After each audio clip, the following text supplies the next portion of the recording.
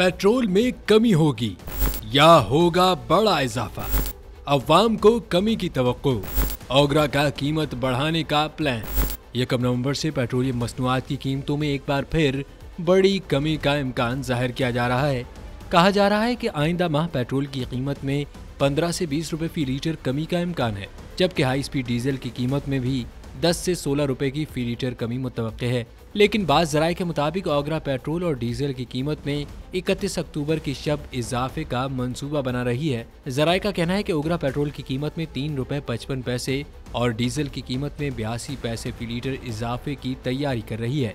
ओगरा के ज़राए इस इजाफे की तजवीज़ की वजह तेल की कीमतों में आलमी मार्केट में 16 अक्टूबर के बाद से होने वाले मजमूई इजाफे को करार दे रहे हैं, जबकि गैर मुल्की मीडिया के मुताबिक आलमी मार्केट में खाम तेल की कीमत में फी बैरल $5 कमी हुई है, जिसके बायस 1 नवंबर से पाकिस्तान में भी पेट्रोलियम मसनूआत की कीमतों में बड़ी कमी का इम्कान है।